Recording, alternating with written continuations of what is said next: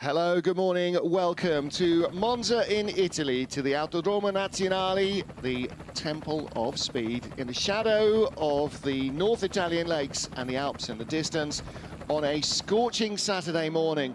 Air temperature already 30 degrees. René Arnoux, one of Ferrari's racing legends here at the circuit, and the track temperature already up to 35 and climbing fast. This is going to be a very, very hot race weekend indeed.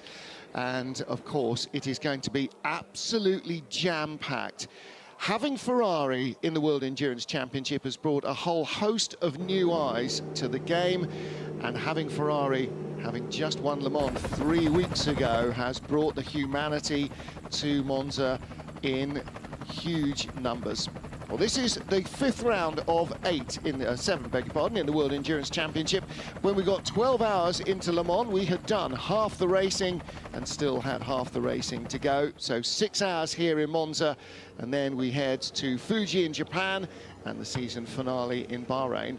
I'm Martin Haven. Joining me in the booth, Graham Goodwin and world champion Ant Davidson. And Ant, this is a combination of real high speed for the drivers and the need, because it's got so few corners and they're so well known, to be so precise. Any tiny little error just bleeds away time. Yeah, it's a reset for all the drivers and teams after Le Mans, the big one that they all focus on. And you come here to Monza now. In many ways, it's a clean sheet. Back to the World Endurance Championship after that big race in June. And yeah, here were the winners of that race. Car 51, Pierre Guidi, Collado and Giovinazzi. But in a few laps' time, it will be a bit of a distant memory, because all eyes, all focus is on this track. And yeah, it's a high-speed track. It's one way is the braking zones are really important to get right. You need a lot of traction from the car as well. Very different corners compared to Le Mans. Sea of red in the grandstands, as you might imagine. Well, what are the challenges of this Autodromo Nazionale? Yeah, so clockwise circuit. Like I said, mentioned before, high speed. Start off at the first chicane here. So the pit lane entry bleeds off into this first corner. Makes it a little bit tricky in the race situation, but that's an important braking zone to get right and to maximize the traction as well. That sends you through Curva Grande, the second chicane, and towards this corner here, the first of the Lesmo corners at turn 6. So right-hander, 90 degree, but quite fast and flowing. Takes you through Lesmo 2, down the back straight towards the Ascari chicane at turn 9. They've taken away one of the sausage curbs on the inside of turn 9. Allows you to run a bit more car over the curb and carry more speed through that corner towards the final corner, the Alboreto curve at turn 11. Yeah, famous names. Curva Alboreto, named after Ferrari driver Michele Alboreto. Still everybody thinks of it as the Parabola, the final corner, and just 11 turns on the circuit. And in fact, there are actually only 5 corners. We go up to 11 because things like Ascari are basically 3 elements, left, right, left, and that makes it 3 corners. Last year, the race was won from the pole position by Alpine.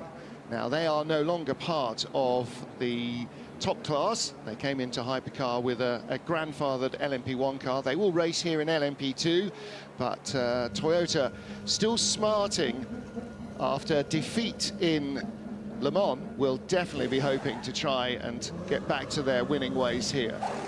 So Alex, the lottery numbers: BB2 2, migration -3, TC LED 7, TC long 6, Romeo 4, Bravo 1, then Golf 2, position 3, Golf 3, position 2, Golf 4, 40, Golf 5, 20, Golf 9, 7, and the robots you had on 3 in the front, 4 in the rear.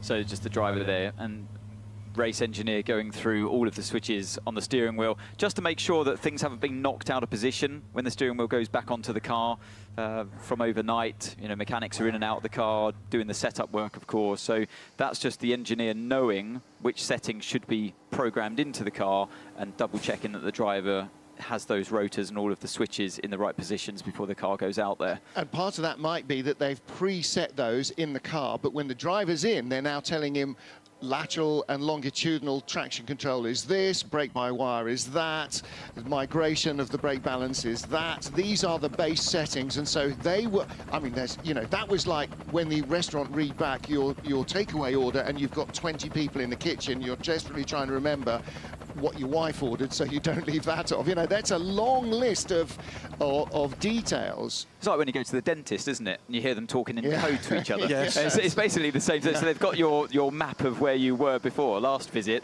and then they scroll through as they're checking each tooth, and they're talking in code to each other. So it sounds more complicated than it really is. It's, yeah, like you said, it's just checking that all the traction control and the diff settings, everything are all set in the controls there. Graham. Yeah, well, here's our newcomer to the Hypercar class, still growing even through this season. Harry Tinknell there, and will be making his debut in this class, and there's a hell of a stat for Harry Tinknell. I hope he's not still growing. He's 6 foot. Did I say so? I've still got class. There you go. Oh, the class is still great. Sorry, not Harry. winners, the Inter-Europol number 34 team, but that's Proton Porsche. Did look really, really smart, and their WeatherTech livery out on track yesterday. And the reason that Proton Porsche is in WeatherTech livery is that is in fact an IMSA entry for Proton. So that car won't race in Japan and in Bahrain. That will be going to the IMSA WeatherTech series wearing WeatherTech colours. That car won't, but their other car will. Oh, their other car will. So their other car will. Yeah. So this car goes directly from here to the United States to take part in the next IMSA race after this weekend's race in Canada. And then in time for Fuji, their second car, their second 963, which will be the full season WEC car, arrives. Because having one 963 isn't enough, you've got to have a brace. WRT team looking at there on screen, car 41 with Robert Kubica out the wheel. And they were strong yesterday. They had a good time in FP1 and FP2. Good speed from the car. We saw just before that the Prema car. They're here obviously on home soil, so they'll be hoping for a bit of a better weekend than they had at Le Mans last time out. Tough weekend last weekend at the Spa 24 Hours for local team WRT. They really just had a bit of a shocker. But last year, real team by WRT, the 41 car, Rui Andrade, he was one of the 3 drivers in that car. They won here.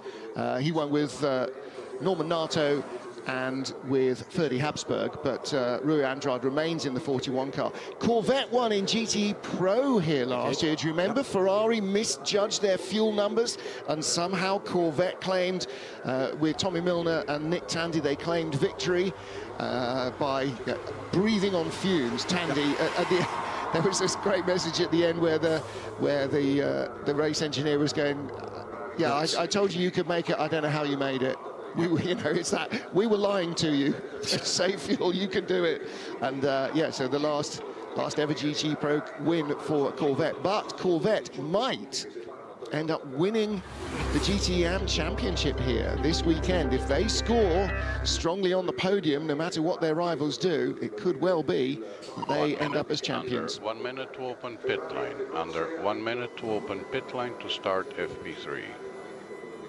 So what the Corvette needs to do is to win second or third plus pole will secure the championship for them. And remember, guys, we've got 3 more races to go with these GTE cars before they become history in motorsport and replaced by LMGTE. We now know from what was announced at the Le Mans 24 Hours that the LMGTE representatives for Corvettes at the WC next year will be TF Sport. Here's the Hertz Team Jota car. That was one of the dominant factors in free practice 1 yesterday. Yeah, they really hit the ground running, didn't they? The car looks strong on circuit. I don't know whether they're running lighter fuel. 9, 8, 7, 6, 5, 4, 3, 2, 1. FP3 has now started. Pit exit is open.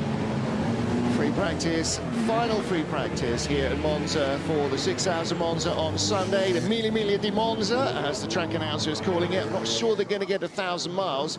They'll probably get close to 1,200 kilometers, but we'll wait and see. Free practice underway and a final chance to shake down all the cars in our 3 categories, in Hypercar, in LMP2 and in GTE Am. And Anthony, how much time are the teams going to have to spend trying to set up the car for qualifying as well? Well, actually, they won't have to set the car up specifically for qualifying, because we're back to, of course, no tyre warmers for the rest of the World Endurance Championship. We had them reintroduced for Le Mans, but now, because you're not running tyre warmers, that's why they're all creeping through these first couple of chicanes here. They're going to have to set the car up naturally to preserve them a bit longer, because they'll be in qualifying looking for maybe the third or fourth or maybe even fifth lap to get the best out of the tyres once they're up to temperature. And you don't want to go scrubbing the surface of the tyre too much before you've got them warm enough. So, yeah, I don't think they'll be looking for any kind of qualifying specific setup for this track. And there's nothing they can do, obviously, downforce-wise as well. The Hypercar category, you're limited to that aero package for the entire season. It's not like you can trim it down a little bit. You can adjust the balance, but you can't trim down downforce levels or, for that matter, increase it. Yeah, exactly. Out of Variante Ascari, named after Alberto Ascari. In the pit lane, Louise Beckett. Louise, good morning. Good morning. Now, I was just looking at the Michelin tyres in Hypercar and GTE Am, because of course we've now got the logo on the side, so we know the compounds, and the majority of the field are on mediums, but there are a few that have gone out for this free practice session on hard compounds. So, Ant, is that what you would expect for the mediums? I would be expecting mediums, Louise, yeah. So that's a good spot down there. Obviously, we can't see that because the logo you were talking about, Louise, is, it's a stock car, the 38 Jota. I'll just go back, I'll just finish what I was saying about the logos. So it's good that Louise, we got her down there so she can see the tiny little decals on the car, on the side of the tyre. It says yellow, red or white. Deciphers which compound they're on, and we can't really see it from the screen. So there, you can just see on the sidewall the yellow part near the Michelin logo. Ooh, big lockup from the number 6 Porsche, yeah. And let's hear from the 38 Jota car. This is their Hypercar. Did you have the message error? Question? Fuel pressure 0. Fuel pressure 0. Fuel pressure 0. It's not really, we shouldn't, and we've learned not to really panic when we see, particularly one of the Porsches stop on circuit. We saw it a lot yesterday. We've seen it in Spa earlier in the season, in the championship, and they seem to be able to reset the car and then get going again. And that's exactly what we've seen just now. Talking about not panicking, if you have not seen Le Mans because you weren't, either because you were there and you didn't see it, or because for reasons of having a life and a family, you weren't allowed to glue yourself to the TV for 24 hours, you can go to the World Endurance Championship YouTube channel and the full replay of Le Mans is there. And if you want heart in your mouth, car not starting, wait until the final couple of hours with Ferrari's leading car. Boy, I don't know how much it aged people, but it aged us watching a couple of times they had a problem in the pit stop. And it doesn't happen with LMP2, it doesn't happen with GTE Am, probably won't happen next year with LMGT3, but there is something about the electronic sophistication of these hypercars that just leaves them a little bit vulnerable to not being easily turned off and onable. They're very new, and this is going to be part of, I'm sure, part of the development process for all of these cars. This is part of what the teams and the manufacturers are learning about the package that they've got. And it's been, if you think about it, I think right, was it yesterday, the day before, was a year to the day when the Ferrari won Le Mans just a few weeks ago, hit the track for the very first time. So for a car that complex, the genesis of these things has been astonishingly short. I mean, look, this is the ultimate test for hybrid technology. Any electronics, you put them on a racing car around a bumpy track like this one, an old school circuit here in Monza, it is the ultimate test. So, you know, in a road car, you can make the device as heavy as you want. You're not limited or constrained by weight as such, but in Hypercar, you're working towards one of those windows, those 4 windows of those parameters that are set in place by the FIA in terms of performance, and weight is one of them. So you can't go making a hybrid system that's more, you know, beefed up beyond its necessary weight to make the thing reliable. And then it's getting vibrated way more than you'd ever hope to have in a road car situation. So yeah, it's it's a tough challenge for the design team to build these cars for the job. Yeah, it definitely is. You want everything to be as light as possible. Actually, we're talking to a couple of the hypercar drivers before Le Mans, and they were saying that the perception seems to be that these cars are dumbed down compared to the LMP1 hybrids. He said they're absolutely not. They are more sophisticated and more... There is more going on in the car than there ever was in an LMP1 hybrid, and we thought those things were complicated enough. Carlos Tavares there on the left-hand side, one of the Stellantis Peugeot bosses, racing here this weekend as well in historic Formula 3. There's a early 80s, late 70s, early 80s Formula 3 support race, and Carlos Tavares will be out. If I may even have been out this morning in one of those cars. Down in the pit lane, Louise Beckett. Yeah, also don't forget, this was Peugeot's debut last year for their car.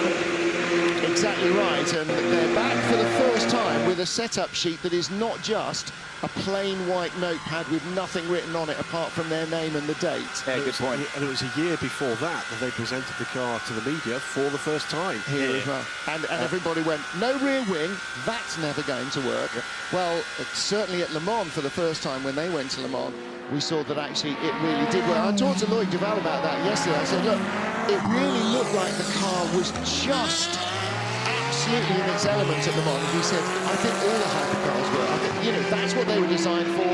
Long straights, high speed, that's what they're built around. He said here, they're all going to feel like big, heavy lumps. A spin here, third quickest at the moment, but not on this lap for the 777. It's in the hands of Satoshi Yoshino. That's the gentleman driver will just come out the pits. At the moment, I don't think for very much longer.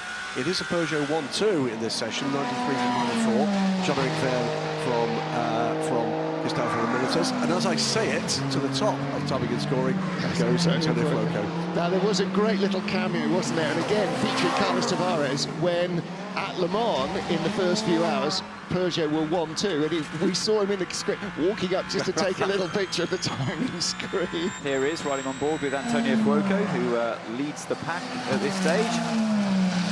2 pole positions so far this season, at the season opener in Sebring, and of course at Le Mans, leading the Ferrari front row lockout.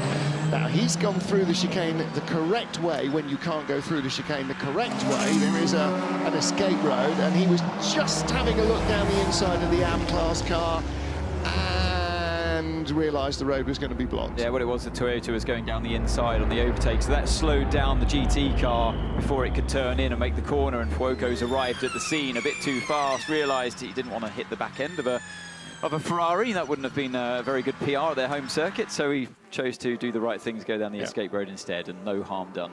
Or indeed hit anything else, because it messes up the front of your car. Exactly. As a mark of what is going on here at Monza, we were out, were we not, gentlemen, at the first chicane for free practice 1, and when the Ferrari 499Ps came out, a fair number of the crowd stood and applauded. Absolutely. It's great to see. It is great to see. Well, look, we're 3 weeks on from Le Mans. Sunday night news across Italy will have had nothing leading other than Ferrari wins Le Mans. So that, you know, on every news story, Monday's newspapers will have been full of it, and then a week later they came to Maranello and ran the cars around the streets, and that will have been all over TV as well. There's not a single human being in this country who is not aware that Ferrari have got a racing programme apart from Formula 1, and one that just won a big name that they've heard of. Even if they've never seen sports car racing or done anything, they will know the name Le Mans. And so we were saying yesterday was as full on a Friday as a normal Sunday race day is for World Endurance. And actually, one of the great things yesterday was that the authorities at Monza, it was free to get in. So there were so many families with kids, so many mums and dads with kids, and teenagers and everything else. So school holidays have started here for Italian kids. So I expect to see even more here this weekend. And that's great, because we need to infect the younger generations with the passion for sports car racing. Right. And boy, Ferrari are going to do that here. Peugeot, by the way, so back to the top, 135.878 from Jean-Eric Vergne. And also, the car was in trouble to start the session. FIA up in 4th, quickest right now, with Harry Tincknell 5th. So the 2 privateer Porsches ahead of both of the factory-entered Penske-operated cars. Really interesting when we were watching yesterday, particularly at the first chicane where we could see more of the car rocking and rolling from side to side. That Hertz Team Jota car just looked like a different machine to the two Penske Porsches. It just looked settled and planted, and the other two looked a little bit rolly, and it's the same basic kit of parts, but Anthony, so are all these Porsches, for instance. It's what you do with them and how you set them up and then how you use them that makes the difference. Otherwise, you know, there'd be a dead heat with all the same cars together. And LMP2 is, again, the perfect example. Same engine, same tyre, same chassis that everybody is using, but it's what you do with it that makes a big difference. That's why I questioned the fuel load in FP1 of the Jota, because it looked like a very different car compared to the rest of the Porsche hypercars around them. And yeah, a lot more nimble in turn 1 and turn 2, where we were watching. Good on the braking as well. So you know, maybe they do have that genuine speed, and that'd be great if they do. But they're all running very different programs. We can hear from Brendan Hartley now in car number 8. Okay, Brendan, we had track limits turn 10 last lap. Track limits turn 10. Okay, copy. Interestingly, yeah, not above it there. So I don't know if it's just the tyre from FP1 or what. Yeah. So that's just here. That's just here on the exit of turn 10, exit of the Ascari chicane. So track limit for Brendan Hartley. Lap time was deleted, as you heard, that last lap around. If you're going out that wide, is that an indication actually that you've made a mistake going in and you're just carrying speed in the wrong place? Yeah, you want to try and keep your foot down on the exit of that corner. Obviously, it leads onto a long straight before the final corner. And so if you feel like the car gets a bit unsteady around turn 10 in that change of direction from 9 to 10, you can kind of, it's a little bit lazy in many ways, just keep your foot down. You don't want to lose that valuable momentum, and you can easily run out of all four wheels over the white line there. So, yeah, but it's interesting. He said, yeah, okay, I understand. I'll try and keep check on that then, and next time, now I know they're looking, and that's the whole point of free practice, when you know that the stewards and the race director are looking at track limits there, then you might try and rein it in a little bit, but it's very tempting, so you know there's lap time there. We're joined as we watch the machinations here of that Toyota drifting it through. And that's the turn 9 before that turn 10 where Brendan was penalised for track limits. So you see it bumps around in turn 9, and that sometimes throws you offline before this corner here. And then you want to keep your foot down. You want to be flat out at this point here all the way through the corner. So in the booth, a special day, I think it's fair to say, for one of the partners of the FIWC. Familiar face to anybody in the WC paddock, and a very familiar voice. Mike McGregor from Goodyear. Mike, you're here with, obviously you brought us some free water bottles as well with this fantastic heritage branding. Tell us a little bit about why it's so special this weekend here for Goodyear. Turn you on first, that might be that'll help. Might help. We're celebrating our 125th anniversary, so it's in August. We started part of the build-up at Le Mans for the centenary, and we've used this Monza WC event to help get that message out to everybody that we're celebrating the 125 years. So we've changed all the branding on the cars, on the track, and on the tyres itself. Now that in itself must be something of a logistical thing. When did you have to pre-plan getting the heritage Wingfoot logo on those tyres? Well, it's been ongoing throughout the year, to be honest with you. We did one of the NASCAR events at Darlington, was the start of it, and then we thought we'd just carry that on throughout the year to try and make sure that everyone's aware of what we've achieved. Yep. So LMP2 is obviously your fighting ground here, and that's given us some fantastic entertainment in this current phase of the rules from 2017, carried on, of course, through Le Mans, and will carry on, I'm sure, through the rest of this season. But there's some exciting times to come for Goodyear, because everything changes next year. LMP2 leaves the FIA World Endurance Championship, so does GTE Am, LMGTE arrives, and you guys have been successful in winning that tender and will be supplying tyres for a massive array of cars that we're expecting next season. Yeah, it's really exciting. We've actually got a 296 GT3 in the fan zone this weekend in a full Goodyear livery. And the testing is ongoing, so we're testing with multiple manufacturers. Obviously, we've got front engine, mid-engine, rear-engine cars, very different aerodynamics across those cars. So we're doing a quite intense test program. We've got another test coming up in a couple of weeks' time at Paul Ricard to try and get the specs ready for the end of this season. Mike, just bringing it back to this weekend, talk us through the challenges, particularly for this race compared to that of Le Mans. We were talking about tyre warmers being used in Le Mans, they were reintroduced, but now back to how we started the championship without them. Technically, how does that change the mindset and what your preparations are for this weekend? It hasn't changed it that much, if I'm honest with you. The tyres, when we did all the pre-development of this spec, obviously everything was done with tyre warmers in mind, but actually when we did all the investigation last year for the removal of tyre warmers, it's not been an issue for us at all. The tyre warm-up has been very good and the driver feedback's been really strong. So you're saying that these tyres were designed originally to run with tyre warmers? Yes. And then the rule changed and you realised actually they can cope all right without them? Yeah, I think, you know, the product that our R&D group has done here for LMP2 and WEC, it's so robust, it's so versatile, and you look at all the conditions it runs in, it's a single specification without tyre warmers, and actually all the feedback we get from the drivers is the tyre's brilliant. And you run this compound and construction on every different circuit within the World Endurance Championship, yeah. Unlike the Hypercar tyres where they have, well, in Le Mans we had 3 different compounds for them. Yeah. So that's such a, you must have to build in quite a lot of margin within the tyre then to, how do you cope from, say, Bahrain, the low grip surface there, and then the high-speed corners of Le Mans? That's such a technical challenge for you. It is, and a lot of work went in to do that, and it's quite funny because obviously the big pushback in the beginning was everyone was so worried about going to a single spec. Just a quick moment there for the number 51 car. Just gone 4th quickest, by the way, Antonio Giovinazzi in the 124-hour winning car. Is this car, by the way, they've not retired that chassis. That continues. But Mike, the other part of the enigma here, and this is going to carry on into the LMGT3 era, is you're not just designing a tyre that is usable for a top professional driver. It's got to be safe and it's got to be fun, if you like, for the amateur drivers that take part in these classes too.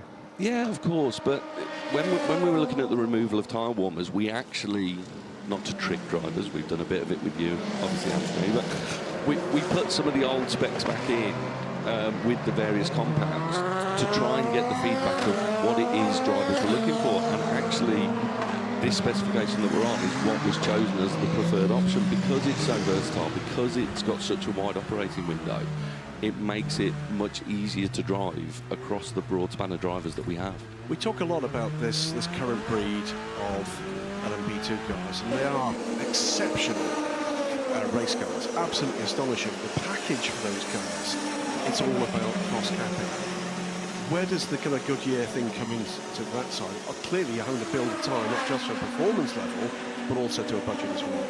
Yeah, of course, and by having a single product that's versatile, it means the teams don't have to test as much. They don't have to go to all these different circuits to understand how the tyre's going to work, because the product reacts in the same way at the various tracks. So that it's kind of, it matches the sustainability angle and manages the cost angle. Well, I have to say, I mean, you're looking pretty good on 125 years old. You know, long that may that continue in the paddock. Goodyear, fabulous partner for the FIA World Endurance Championship. That history will continue into a new 2-class era next year with LMGT3, and I'm sure a lot of hard work to come for you guys testing between now and when we get going in Qatar next winter. Yeah, we're really looking forward to the challenge. Great stuff. Thanks for joining us, Mike. We're going to go back to action on track and in pit lane. And with the number 99 car, our debutante Hypercar, 6th position at the moment in the FP3 for the number 99 car. That car out in the hands of Neil Janney. Yeah, Janney just running wide. We saw that a few moments ago in turn 1. Very easy to do. You know, they do specify, the race director specifies that if you're going to go wide in turn 1, do what they've been doing in the second chicane. Go straight on, work your way around the bollards, and then join the circuit further on the exit of turn 2 in a safe manner. Problem is, if you commit to the corner and things go wrong too late, like it did for Janney that last time around, there's nothing you can do. You have to cut the inside of turn 2. There is a there is a huge curb there in your way, so that naturally is a deterrent. You can see the black and yellow curb that he had to work his way around. So it kind of achieves the same thing, but ideally they like you to go straight on, but it's not always that straightforward. We can listen to the 93 Peugeot now. Sometimes I don't get my downshift. It's like there's no engine braking. It doesn't engage the gears. I don't know. Copy that, Mikael. We'll have a look. Yeah, Mikael Jensen just complaining about the downshifts there on that 93 Peugeot. So yeah, he's not quite sure whether they're in sync or not, and maybe feeling a bit of rear locking as well. That's what often happens when you feel a bit of a bad downshift. That's been the Achilles heel right from the first race here in Monza last year. The Achilles heel of that car has been the frailty of its transmission. I understand it's actually a self-built, it's a Peugeot-built transmission. They didn't farm it out to transmission specialists. They built their own, and they have had a lot of problems with it. And, you know, with all these things, the ECU, the engine control computer, has to talk to the gearbox control computer to dip the engine revs and all of that stuff. And presumably that's what he's talking about. When he's downshifting or upshifting, it's not blipping the throttle or dipping the revs exactly at the right place. And so, like in your road car, if you push the clutch down too slowly, then you buzz the engine or you crunch the gears, and that's the same thing here. This is a great onboard shot, isn't it? Riding on board with Sebastian Buemi into the final corner. The Peugeot comes thundering past on the inside there. That was great stuff. Seb has a bit of a moment there in the middle of the final corner, and back on the accelerator now on the exit. So the two cars obviously running quite different programs at this stage. And he's on an outlap, so his tyres there in the Parabolica still not quite warm enough to give him that front end that he wanted. That's a great spot there, Martin, and that really highlights the difference of grip. So that's why he was quite keen to let the Peugeot go. I said they look on different programs. They very much are, because one's on an outlap and the other was flying around lap after lap. By the time he got out of the first chicane, he was right with the Peugeot again. But it was just that little moment of, oh no, you little fighter, when he turned into the Parabolica, and it wasn't there for him. Top six at the moment, by the way, separated by just over a second after, what, 23 minutes of running here. That's split across Peugeot, Ferrari, Hertz Team Jota, and Proton. Proton is the next one's down in sixth place, but even there, sorry Graham, even there on the exit of Lesmo 1, I can see that the Toyota had a big sideways moment again, so still losing ground to the Peugeot. So going back to what your original question was about qualifying, yes, they're going to have to set the car up more towards a race balance because the tyre isn't there on the lap one anyway. Yeah. It's interesting. I mean, the Toyota, it's very, very different from the predecessor, the LMP1 hybrid. It moves around a lot, and we've seen that right from the beginning. And this is like 3 years into the program. It's just an element of the car.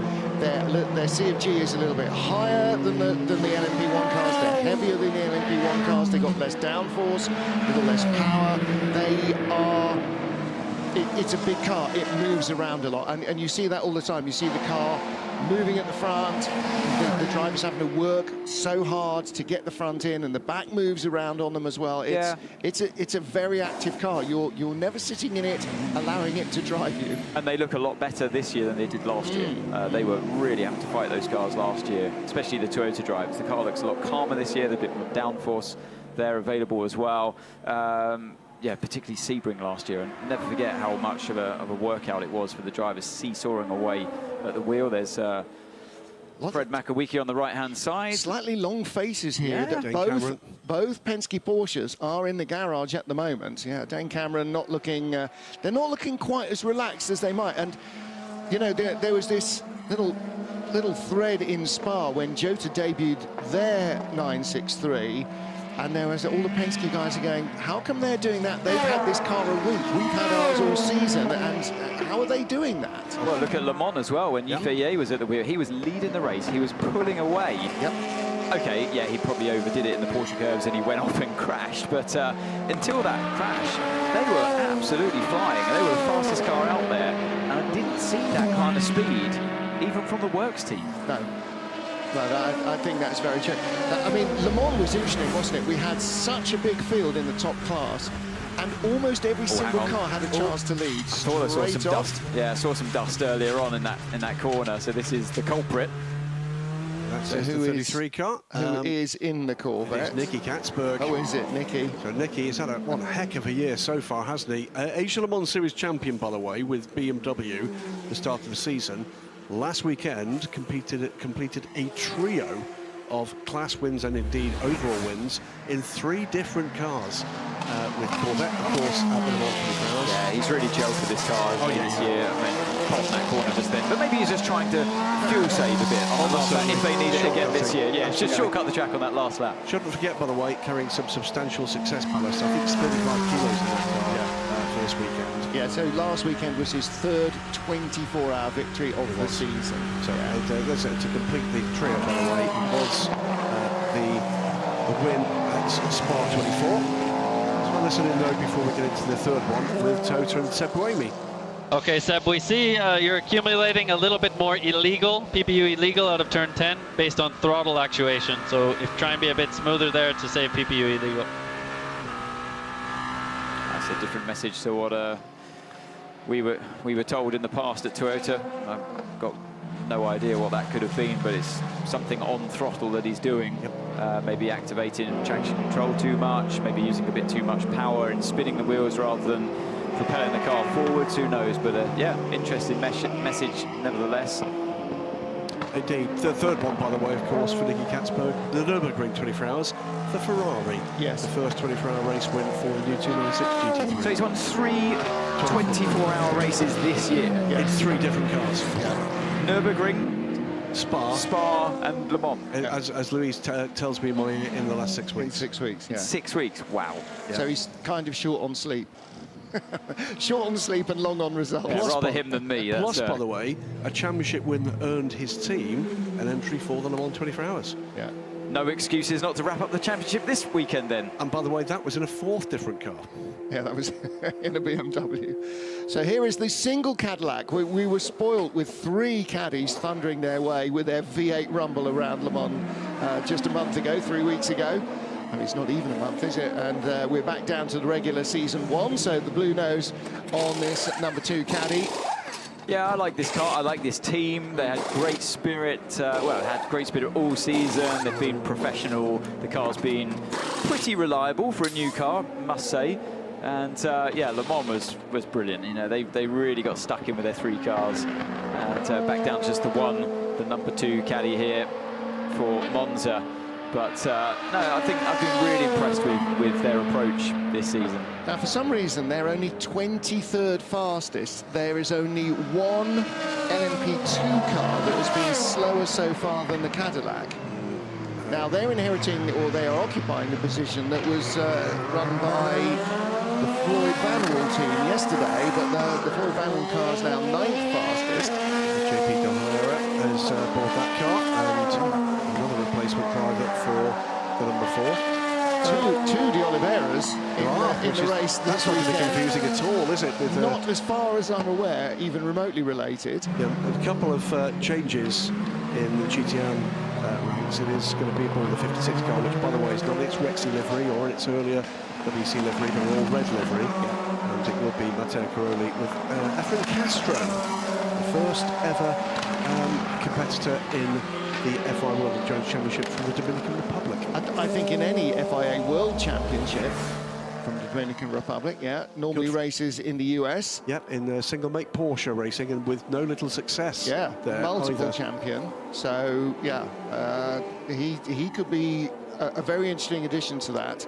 And so we got 45-year-old driver from the Dominican Republic and an 18-year-old Portuguese teammate. So a real change to that lineup. The big wing, there's no grip on the rear. The rear tires are completely destroyed. Copy.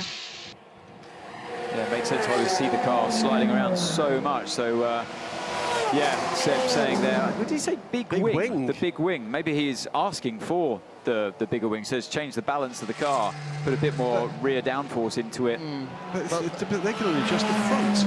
Well, can they put no, a they tab adjust on the rear. or? The Toyota adjusts the rear. Oh, it's a Porsche on the front. Yeah, they've got the rear adjustable wing, and, which I kind of feel like you know, it is a great balancing tool, the rear wing. It sits up there high up, and it's very influential on the balance of the car. So that's all they're allowed to do, just change the balance. They can't change the downforce, But he the said total the load. big wing is not working. Yeah, maybe. Well, the other 7 car is the quicker of the two at the moment. That car is a second and a half slower than the fastest lap of the quickest car in the session, which is still the 93 Peugeot. Mikkel Jensen has just brought that car down pit lane. So they do have a rear splitter there ready to go on. So they're going to change the whole assembly, I think, in this pit stop. Well, let's get down to the 99 garage. Proton. Louise Beckett is with Harry Tinknell. Presumably she's standing on the box. Well, here in Monza, it's hello to Proton competition number 99, Harry Tinknell. Finally, we've been hearing about it so much. You're here in the Hypercar class. Yeah, finally, I'm so happy to be back in the top class of WEC and in the prototype. Yeah, it's going really well. I mean, we only got the car last week. The car got shook down on Wednesday, arrived at Proton's factory on Friday. It's absolutely amazing effort from everyone involved just to have the car here and running, and to have such a strong day yesterday was fantastic. You know, we had very little reliability issues, and we ended the day in the top 6, so that was really encouraging for us, and hoping for a strong weekend. But we have to remember this is a learning weekend for us. We don't even have all the spares and all the setup stuff that we would normally have. It's just a very skeleton crew and amount of parts, so we're just making the most of it. Well, that's it. These sessions are so important to you guys in particular. Absolutely, yeah, we're just trying to do every single lap. Our aim this weekend is to finish the race and do as many laps as possible. I'm treating it a bit like how I treated my first year in F3 in Macau. You just have to do every single lap and learn the track, learn the car. And for us, it's, you know, there's so many new software systems, setups and stuff we can do within, actually on the steering wheel within the car, as well. You know, but it's still a new car with a steering wheel and 4 wheels. You have to go and hustle it and drive it and feel the nuances of the braking and the cornering, and it's a lot. There's a lot to learn, but we're savouring every moment, and we're hoping, you know, we'll learn these first couple of races, and hopefully the last 2 or 3 races we can fight. Right, thank you. Awesome, thanks. Well, a bit of history in the FIWC with Harry Tinknell this weekend, of a very unusual sort, because with his debut in Hypercar, that means that Harry now completes the set of having raced at least once in every class in WC history. 51 Ferrari just avoiding the gravel traps at the Roger, the Corvette less so, and that's a track limits infringement as well. So also joining the list of multi-class drivers, Graham Brinkemolen and Bruno Senna, both raced in LMP1, LMP2, GTE Pro and GTE Am. But Kevin Estre has raced in Hypercar, yes, LMP2, GTE Pro and GTE Am. but not LMP1. But Tinkerbell becomes the first to have raced in every category that has existed in the now 13-year history of the FIA World Endurance Championship. And by the way, he's won in most of them. Yes. You know, LMP2, he's got an LMP2 win at Le Mans with Jota. GTE Pro, and Le Mans win with the Aston Martin crew, as well as, of course, competing in the full season for Ford. We had in the last couple of seasons in GTM Proton competition Porsches. LMP1 with the ill-starred Nissan effort, but he was there. And now Hypercar with Proton, and you know what dramas lie ahead for all of this. It's great to see. There's a question here for Ant. The opportunities this is offering for professional drivers at this level in Hypercars, this class expands. You've always had too many drivers for seats that are available, and it's quickly starting to turn, almost to the point where there are becoming more seats than professional drivers that can fill them, that are worthy of driving for such manufacturers at races like Le Mans. Well, this is unprecedented, really. Part of the problem is that World Endurance is not alone in this. There is a similar explosion of new machinery hitting the top class in the IMSA WeatherTech series as well, and there are clashes. We've got a couple of substitutes in Gerda van der Garde and Ben Hanley rejoin United this weekend because 2 of their drivers are committed to IMSA, who are racing at Mosport, Canada Tire Motorsport Park in Canada. So there are those clashes. I mean, a lot of Harry's racing, actually, and a lot of his success, although Graham's just documented a lot here, Yeah, the big wing's still not working. Well, no, that's car 7 this time, isn't it? Yeah, but it's the same problem, isn't it? No, Very loose rear end under braking. Well, this is what put them out of contention finally at Le Mans, wasn't it? The rear locking up. Yeah. That was Rio Hirakawa at the wheel of the car number 8 in Le Mans, of course. But yeah, catching out number 7. Who's at the wheel at the moment? Jose Maria Lopez. Yeah. You know, very experienced driver and doesn't mind a car that moves around a little bit on the rear. And yeah, a big old rear lock-in moment there. Despite Harry's success in World Endurance and at Le Mans, actually a lot of his success has come in the IMSA series as well. Well, he's driven DPI yet another top class. Champion, and race winner for Mazda, so with the Yost team, and so he's got phenomenal experience on both sides of the Atlantic, and this is a real problem. I mean, you know, Felipe Albuquerque's in the same situation with United here and with a DPI program, or DPI program, with an IMSA program. He can't make the two back together. You know, that doesn't sound good. Is that a broken exhaust or a broken cylinder? Or a failed spark plug or something. Yeah, that we have to get Louise ready down in the pit lane, because yeah, the number 31 WRT definitely sounds a bit sick to me. On its outlap. Yeah, that's coming out of the pit lane. I wonder if something's not quite released properly in the electronics when he's released a speed limiter. He's up to speed, obviously, but... No, I've heard them sound like that before when there's a failed spark plug. Okay. Yeah, I remember Roberto Gonzalez coming around at Spa once, me and Antonio Felix da Costa standing on the pit wall. We heard Roberto come past, and it sounded like that on the outlap before the race. Yeah. Oh, so he came back into the pits, and it's funny, I said to Antonio at the time, I reckon that it could be a spark plug. And he said, he joked, he said, oh, go down there and tell the engine engineers that that's what you think it is. That turned out it was in fact the spark plug that failed. Hey, even a stock clock is right twice a day. Oh, that was super close. Actually, it's interesting because this is quite a short, tight pit lane. I noticed a couple of teams, the GR Racing team were doing rehearsing when the car has to come in around the nose of somebody coming in at like more than a 45-degree angle. So they were rehearsing a pit stop with that scenario. The car parked, you know, almost sideways on. Dollies under it, back in, gadung, the whole thing. A nose-in pit stop, as it's called. Yeah. And nose changes for both Ferraris in that pit stop, on these pit stops. This is the quickest way of tuning a car, isn't it? Rather than sort of fiddle with the nose adjustment or whatever when it's on the car, you will just preset it in the garage and then put it on, try this. Oh, yeah, no, that really works. Okay, we're going to try it on both cars. It might be that they've gone from setup A on car 51 and setup B on 50 and swapped it to get both teams' view of what both noses are like. In the park, car. Oh, big wiggle there. He's just losing the rear under turning. That was correct, Martin, in the past, in the LMP1, where you could tune both front and rear independently aerodynamically.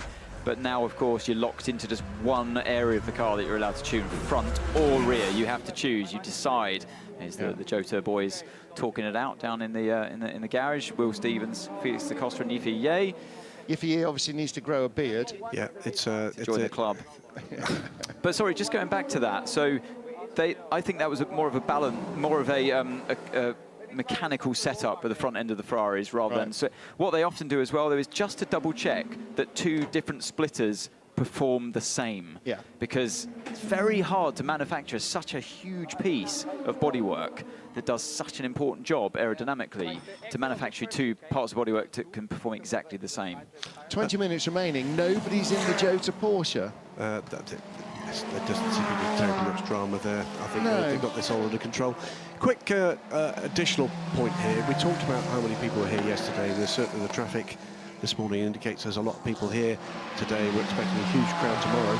If you can't get trackside for the FIA World Endurance Championship and get some of that kind of background buzz about this, of course watch the race live with us. You'd be more than welcome across the broadcast channels and across the WC app.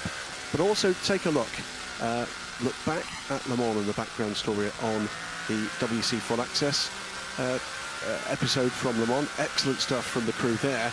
And the next one from this race will be live on YouTube on July the 19th. Big step forward, I think, for that programme this year. Yeah, and the inside story of some of the threads that run through Le Mans is just riveting. As riveting as the on-track action was, seeing the response in the garages and among the team members. And actually, you know, sort of wives and families and all the other parts of the bigger picture, we just go racing car, racing car, racing car. There's so much more to it than that. There is so much more to it than that. And great stuff, by the way. We've got 31 car. That's the car with the... Almost certainly, as Ant Davidson described, and he is a genius at these things. It's often been said. Maybe I'm not right this time, but it definitely said, yeah. So the rear end's definitely coming off. Yeah, spark plug or ignition pack or whatever. Yeah, it had that real nasty misfire, didn't it? Driver's not getting out, so. That's Sean Galea, it was Sean in 31, yeah. At Julien Canal at Alpine Elf Competition, and you quite rightly said they'll be back next year. Fighting hard this year in LMP2, but back next year with the brand new Alpine Hypercar. And in fact, we haven't seen that yet. We've seen sort of slight little light reveals of the nose of the car. No, we saw it at Le Mans. It was revealed at Le Mans. Oh, I didn't see it. No, it was revealed at Le Mans. You were too busy. I was too busy. You were too busy. But fans here this weekend, today and tomorrow, will see another new Hypercar on the ground running. So the Zotta Fraschini is here this weekend, looks beautiful, will be running this afternoon and will be running tomorrow morning as well before the race gets underway. So it's continuing to test. Vector Sport are hoping very soon to get their hands on it and really start trying to break stuff, which is what you do with a new car, and trying to learn stuff. Which is exactly what Peugeot found in the early days of their program. This is the Vector Sport B2 car, soon to be joined by that Hypercar, an extensive test program, confirmation from Isotta Fraschini and from Vector Sport that we will not see that car race this year. They are waiting with bated breath to see what the decision of the selection committee will be for the WC in 2024. Their thinking at the moment is they're going to try and get it homologated by the end of October, and that means that they can then go to the post-Bahrain rookie test, and there is another test in the Middle East about 10 days after that, which is going to be a multiple manufacturer test. And so they're going to come here with all the data from this weekend, and then they'll be able to know how close they are. But it's getting to the crossing T's and dotting I's and giving everything to the FIA. Is that the Corvette that's been rally crossing again? Nicolas Veroni at the wheel this time, so he's swapped from Katzberg, and he's saying anything you can do, I can do as well. Seeing as you've put so much gravel into the underside of the car, running wide there in turn one. Not an easy session for them, this FP3. And the car hasn't looked as balanced and as well sorted. Yeah, here's that moment. He's way off there, isn't he? Well spotted, Graham. Mechanics don't like that. No. Honestly, a one-eyed man could have spotted that from centre of Milan, the cloud of dust there. But I didn't expect it to be such a moment. Look, it just grabbed. This is, you know what though? This is what I like about the final corner, the way, you know, it's self-policing with the track limits. You have to respect the fact that the gravel's there. So it hasn't done any harm, but it's definitely a massive deterrent from inside the car. So here's a moment here at the second chicane for the Iron Dames car, who's at the wheel Michel there. Gatting. Michel Gatting, yeah. And they had a tough weekend as well in Spa. In fact, the whole Iron Links, they had 3 Lamborghinis. Only one of them was still running by Sunday morning. It was a really tough race. Great, by the way, yesterday to see when we had the public here in droves and kids around from school trips and a full, by the look of it, coach load of young ladies being entertained by the Iron Danes, and some very happy kids left this track, all of them, wearing that iconic bright pink hat. It's a big weekend here at Monza, not just for the ladies we've got in our own competition, but also on the bill here. It's FIA's Formula One Academy, which is an all-female racing championship using current F3 cars. In fact, a couple of the names fairly well related to the World Endurance Championship. Former WC driver Khaled Al-Khabaisi's daughters are both racing in that. So that's a sort of race winner, Khaled. Post karting, late teens kind of championship. Nicolas Veroni lap 20 deleted for track limits. I tell you what, Really? They might need to be jet washing the inside of the car seat as well, to be honest. That was a full-on Code Brown moment. Well, here is, I think we can probably guess that it was the right-hand block of cylinders or bank of cylinders that had the igniter troubles. Almost certainly that was I'm guessing, I'm no expert, probably a spark plug. Don't joke, we'll find out. Louise, I'm sure we'll find out the truth. Don't go with extra. And all your mocking will be... I'm not mocking. I think this is exactly why we love having you in the booth. Don't go with ex-British Grand Prix racer Anne Davidson, who only got 6 out of 12 on the BBC's Grand Prix Racers quiz, featuring only British drivers. That had nothing to do with spark plugs. No, just as well. The really poor error there from Ant was not reading the rules before he tried to put the others in. Of course, I'm a driver. I find out the rules as I go. Yeah. No, you've got a race director for that and a team boss. Yeah. Misha Mann just checking the tyres there as Neil Jarni steps out of the 99 Proton Porsche. By the way, it's under 15 minutes to go in this 60-minute session. Joe to have led this session in LMP2 from the very start. Vector Sport going well. Yeah, good session for them. Quickest. And then Alpine, a very different top three for that. Project 1AO in the hands of Matteo Caroli. Pole setter last weekend at the Spa 24 Hours, ahead of the Dempsey Proton Racing and GR Racing Porsches. 1, 2, 3 for Porsche. Yeah. Interesting, riding on board here with Dane Cameron, the number 5 Porsche. And going through the Ascari chicane, probably went in a little bit deep, didn't use enough of the curb. That was kind of the old line before they got rid of that, the sausage curb on the inside. That was it really affected the car and how early you could turn in. As Sean Gallel checks the camera, saying, "Hey, I want to be out there. Come on, what's going on with my car?" Non mi rompi pali. Well, don't break it next time, Sean. Be easy on the equipment. Look, so the number 50 Ferrari is catching now the number 5 Porsche we're just riding on board with. Louise Beckett, what do you know? For the WRT 31 with Sean Gallel in the car right now, all the team is saying is it's down on power. That's the only information I can give you. Okay, well, tell them Ant suggests it's a spark plug. Just say you know it's a spark plug. You know it's a spark plug. I just want it confirmed. I did actually say that, I have to say, but still the official line is it's down on power. Yeah. We could hear how down on power it was. Thank you, Lou. So Joe Car goes straight on. So Ant, you're the expert. If it was a fell spark plug, would the car be down on power? You know what? I think it might be. Yes. This is. Well, that's like when we were at Le Mans and asking Toyota what tyres they've got on, and they say Michelin. Okay, great. I'm removing myself from this WhatsApp group. You are worse than useless. Give Ben Keating a proper seat, somebody down there at Corvette. There is the new colours, by the way, for the quickest car in GTM this weekend. Heyo, let's go. Indeed. Rexy will return, we are told. The dinosaur livery. Hugely popular. That livery racing in the Canadian Tire Motorsport Park this weekend. In IMSA competition.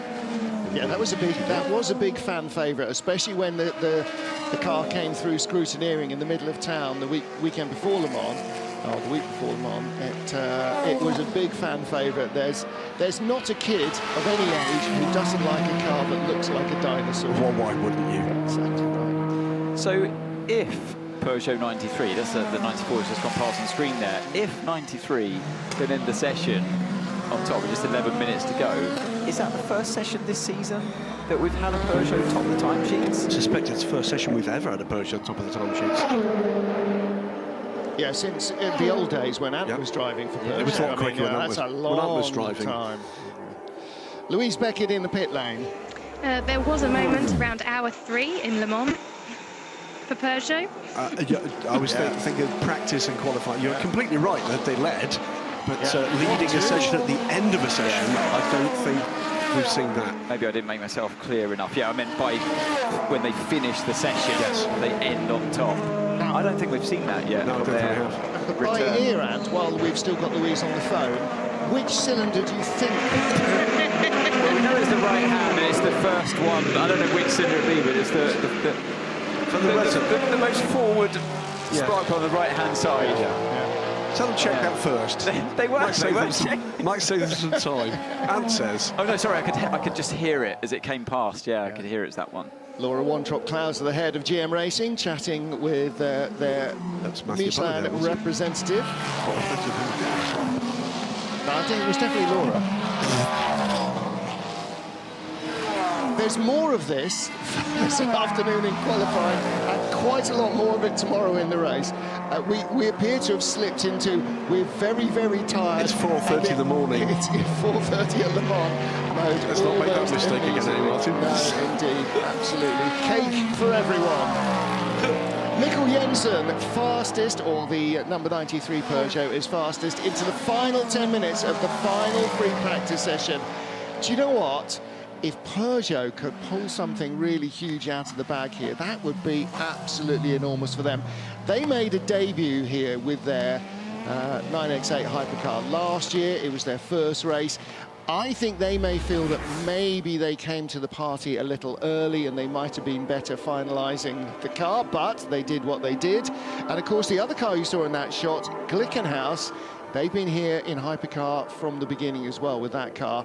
And this is their third season. Whether it's the final season for Glickenhaus or not, I don't know. Jim's got an awful lot of other fish to fry, and you know, all of his cars have finished Le Mans. He's been on the podium. He's ticked the boxes that were in his wildest dreams. Let's hear from Sean Gallale. Go. Try engine nut 3 again. Try engine nut 3. Engine nut 3. No, it's definitely a spark plug, mate. I've been corrected, and I'm happy to be corrected, that Bahrain last year, FP1 and FP2, Peugeot led that session. So thanks to Dan Lloyd, the young journalistic gun in the media centre, who's corrected us on that one. Who's got a laptop and a result sheet? I have a laptop. And a memory, I have a laptop and I have the result sheet open from last year, but my laptop, unfortunately, is on a bench outside the hotel. Yeah, that was a bad move. Finished on top or led? Finished on top. Finished on top. João Paulo de Oliveira, that is hot work in a very experienced driver. He's raced in Super GT in Japan. Yeah, he's done one. Single-seater driver from the past as well. So yeah, very, very clear. Great to have him involved with this program that we're seeing on the screen now. The Floyd Vanborg car keeps our Portuguese count up as well. Yeah. Albuquerque out, João Paulo in. So JP debriefing, but I mean, we're in an air-conditioned booth. Sorry, Lou, but it is. The track temperature will be up to 50 by now, and the air temperature over 30. So it is warm. Really hard work. That car, by the way, at the moment, with 7.5 minutes to go, 12th quickest in the overall order, and 13 car Hypercar order, and just a thousandth under 2 seconds off the quick time from the Peugeot. Well, listen, Tristan Vautier in that car is just being passed by the car that is that number 7 going by here? He is number 8. He is just behind Ryo Hirakawa by 42 thousandths of a second. Yep. Normally, that would be really, really, really good. Unfortunately for them, the car, the number 8 Toyota, is down in 11th place, so it's not quite as promising as maybe it might otherwise have seemed. What does that look like to you? That looks like a cam cover, or not a cam cover, but that's 31. Yeah. Again. So it's still the right-hand banker cylinders they're looking at. The computer will say error code da-da-da, like your car does. It'll tell you what's wrong, and then you've got to believe it, and then you change that bit, and it goes, no, that's not right, it's still wrong. And then you go, well, just changed it, mate, what's going on? Where did he lose the lens? The light cover? Has he twonked something styrofoamy? There. Not there, but that was only the first zig and zag, but he definitely had lost the lens cover. Yeah, that's not going to help the aerodynamic efficiency of the 34 car. That car, by the way, the Le Mans winning car, currently 8th in our 11 car LMP2 battle. So remember, that's another class that has got just 3 races to run in this current iteration in the FIWC. Confirmed at Le Mans that aside from the Le Mans 24 Hours, LMP2 will leave the FIA World Endurance Championship next year. Why? because we've got another big growth to come in Hypercar. Second quickest for the 50. This is interesting. I wonder if that's an outlap for the number 50 Ferrari there, because oh well, weaving maybe a second lap or something. First flying lap, probably. Really weaving around there, and actually, you know, overtook the Prema car on the way into the Ascari chicane. I think it was a little bit unnecessary because he was actually holding him up by the time he got to the apex at 8 and 9. On those colder tyres. It's obviously fast in a straight line, but he wanted that free track. For this lap, he's starting now with just 5 minutes remaining of the session. So this is a quali sim for him, isn't it? Must be, yeah. So it's not going to happen on lap 1. We can see that quite clearly from even the medium set of tyres on the Michelins there for the Hypercar category. They're not warm enough by the first lap. But that's nothing new really for this circuit anyway, even if you had tyre warmers, because you don't have many high-speed corners. There's lots of braking zones and tight corners that don't really energise the bulk temperature of your tyre. So it does naturally take a few laps around this circuit anyway. And the other thing there is, we've seen in the past, is that you don't just get one hot lap. You can get 2 and conceivably 3 out of the tyre because it's relatively low in energy. Well, that was a risky one as well from Loic de Velde on the inside. Committed, wasn't he? And you know, that's what you need to be. The difference between the drivers, a lot of the difference between the drivers is using traffic and making those moves. So here we go. This was him down the inside, rear end squirming around. The Porsche goes to turn in, and that was way tighter actually than we first thought from riding on board. And the GT cars at number 60 had to go straight on. Yes. Probably was a little bit unsighted there and didn't quite see that lower profile Hypercar down the inside. And those GT cars are quick. We saw it yesterday. Yes. Sitting down at turn 1, they are quick under the braking zone. They can carry the same speed as a Hypercar into tight corners like that. We also saw as well, and particularly with the number 56 car with Mattia Caroli at the wheel, making inroads into prototypes on cold tyres. Yeah. He was motoring. The tyres seem to get up to temperature far quicker on the GTMs than they do on the Hypercars, and the LMP2s don't have the same issues straight out to the pits either. So it does make for, again, a different dynamic. We saw it earlier in the season, a different dynamic when these cars come through and change tyres. There will be white flags shown into Curva Grande when a car is coming out of the pits. Because a lot of the time, particularly in the race, that will be on cold tyres, and a white flag signifies a slow-moving vehicle. Traditionally, it'll be because there's a rescue vehicle or whatever in front of you, but in this instance, it'll be to warn drivers coming in here hot that there may be somebody really mimsing in the chicane because they've got no tyre temp. Not a Ferrari, the AF from AF Corsa, who, what a stunning job they did at Le Mans. With this Ferrari effort. So looking a lot more on it now is Miguel Molina. A bit more confidence in the car, a bit more confidence in the tyres, and here he comes into the same Ascari chicane with a lot more speed than he could carry last lap around. So yeah, that, well, what's he been out there? 2 laps now, 2 flying laps, and the tyres look to be pretty much there. Going by the car that won last year in GTE Am, Christian Reed, who remains in the car, won with Seb Prio and Harry Tinknell, neither of whom are in with him this season. But it was the 77 car that won. That was their last win, I think. They haven't had a top step of the podium finish since then. They've not had a great season so far, the 77. Second fastest at the moment, Julian Andlauer. No questioning his pace in a Porsche, former Porsche junior factory driver. Still, by the way, 1, 2, 3. Too deep, sorry, Graham. Too deep there was Molina into the first chicane and had to cut through that second corner. Yeah, still 1, 2, 3 in GTM for Porsche here, but yeah, you're right. Let's watch this from the outside the car. So it's the left front, wasn't it? Yeah, the left front actually locked up there. You'd think it'd be the slightly unloaded tyre on the right-hand side before turning in, but yeah, front left lock up. Just pushing the braking limits a bit too much on these tyres. That's clearly still on the rise up in temperature. He was a half second faster that last lap around than he was the lap before.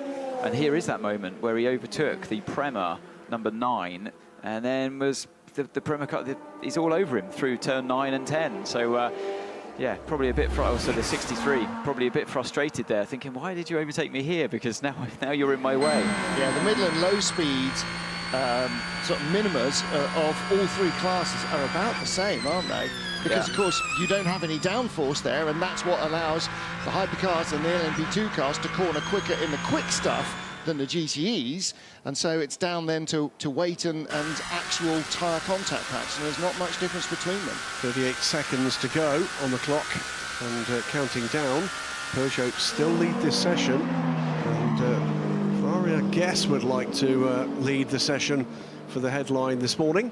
Doesn't look as if that's going to happen at this stage. Don't think they'll be worried too much about that if they can lead the session this afternoon. No, yeah, it's a bigger session coming up later on, and you know, they're working through their programs right now. The most important thing is making sure you find a good race balance. It is, though, a topsy-turvy leading order here as we come down now in the last few seconds before the checkered flag is shown, and it will be right now. Peugeot, Ferrari, Cadillac, Hertz Team Jota, Proton Competition, and then the first Toyota, and then the first Penske Porsche before we go into Glickenhaus. The second Toyota, the Van Wall, and the final car in the order is the second Penske Porsche. Well, I hope for Toyota's sake they've got an answer come qualifying, because it's very rare to see them that low down on the timing sheets. And I know we say, well, you know, practice doesn't really matter, it's not about the lap times, but still, you get a bit of a rough idea as to the pace of the car's performance, and we've never seen them that low down. No. Are they making a point? Or are they just struggling? Well, we'll find out in about 3 hours' time, because qualifying starts at 14:40 local time. We'll be on air from 14:30 local time, 12:30 GMT, 13:30 if you're watching in the UK, Ireland, Portugal, the Azores, the Canaries, South Africa, whatever. So, yeah, 14:30 local time, 12:30 Greenwich Mean Time, wherever you are. Do try and join us if you can. It should be highly entertaining. And Ferrari on home turf. Can they claim pole position? Can they claim their first non-Le Mans WEC victory? That would be a big feather in their cap. They are coming here absolutely determined to try and claim a win. No changes in the overall order. There was a quicker lap time right at the end there from Alessio Pecorariello, which makes it a Porsche 1, 2, 3, 4 in the session in GTE Am. The 60 car coming through in fourth. Qualifying this year, gentlemen, has taken a step up in drama every single time we've been out there, and in all classes. And there's something about the rhythm of this race meeting that leads me to believe this is going to be just a bit more spectacular still. Yep. Can Peugeot later on today claim their first pole position since returning to top flight sports cars? That will be a big story. But for me, another huge story of this session, which could carry through into qualifying, is where are Toyota? Yep. Well, Lloyd Duval there on the right was saying that their performance, their ability to run more consistently, more competitively against their rivals at Le Mans really gave the team a boost. And he was saying, you know, a podium, a win would just be a reward for these guys who have been slogging their guts out for 18 months to design, test, develop and race this car so far without a big trophy to take home. So this would be a great place for Ferrari to claim their first World Endurance win, but it would be a great place for Peugeot too as well to round out their first season. I don't think the confidence level in terms of reliability is quite yet there from members of the team. It certainly wasn't there before the start of the 24 Hours of Le Mans. And look how they performed, and look at the reliability of the car. I think they've slowly got to come out of that rut they were in terms of the psychology and the lack of confidence in the reliability. This time here last year, it was, it was pretty terrible. It was very trying indeed. Yeah, very trying. It was a right test mule that had never raced with a test team that had never raced. But they're there now in terms of reliability. I think they're there amongst the best out there. So topping this timesheet. First and third, and only one Ferrari squeezing between them. But look at that, a quarter of a second, not even that, less than a tenth covering the top four. Quarter of a second back, you've got the Cadillac, you've got the Jota Porsche right in there as well, swinging, and Proton behind them. So the big names, Toyota Gazoo Racing, Porsche Penske Motorsport, struggling in free practice 3 in a way that they didn't yesterday. Is the higher track temperature making a difference to the setup on their cars? I mean, Peugeot looked like a different car at Le Mans. If they can come here and produce a big result, that will really... you just need that one little spark that ignites the confidence in the team, and part of that came from Le Mans. They know they've got a car that is getting closer and closer. Every time they roll it out, they're still learning, they're still improving, and this trio of drivers, the sister car as well, they have got a great opportunity here. René Arnoux, will he bring a bit of luck to Ferrari? Well, we will find out in qualifying. Don't forget, the 3 classes qualify separately here. We will be bringing you all the action from 14:30 Central European Time, 12:30 Greenwich Mean Time, on the FIA WEC app and via your other broadcast partners. Join us then, please. Until then, from Louise Beckett in an ever-increasingly scorchio pit lane, from Graham Goodwin and Anne Davidson, Martin Haven, on behalf of the whole World Endurance TV crew, saying thank you for joining us. We will see you this afternoon for qualifying. It will be scorchio.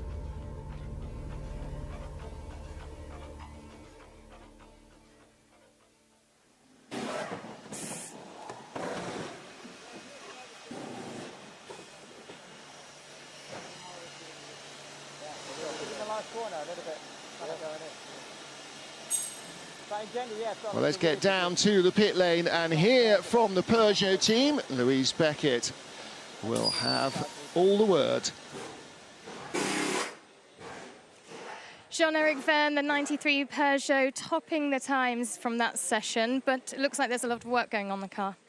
Yeah, when Mika went in the car, we had a problem with the gearbox, and we have to change it. So the team is doing his maximum so that we can be ready for qualifying.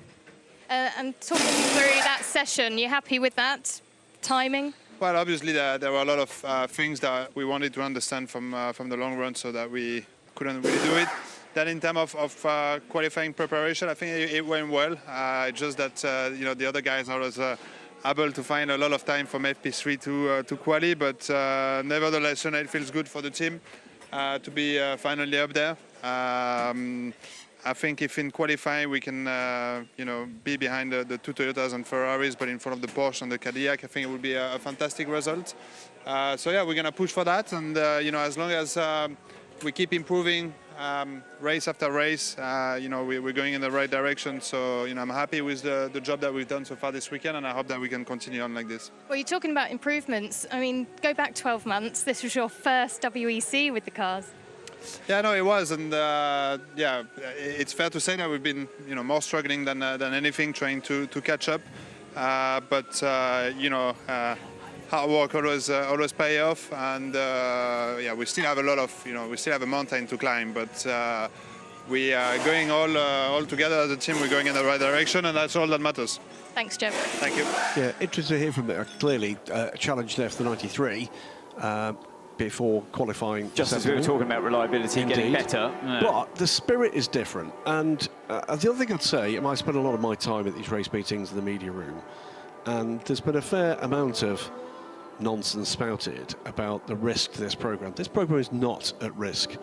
This is, they are getting behind this. They've had their challenges. They're looking for ways in which they can take the steps forward this year. They're looking for what they might do next year. There are all sorts of options available to them. It's a fight. It's a fight. It's a fight against their own programme and the limitations that this formula places, but it's a fight against the fact that teams and organisations like Ferrari are coming in. They've had early success. You've got 2 ways of dealing with that, haven't you? One is to sit down and curl up and kind of, hope it all goes away, or the other one is come out punching. Yep. And it looks to me like Peugeot taking the second option. Yeah, definitely. And this Penske Porsche Motorsport team will have to do the same as well. Kevin Escher there, Andre Lotterer, looking rather accusatorily at the number 6 car.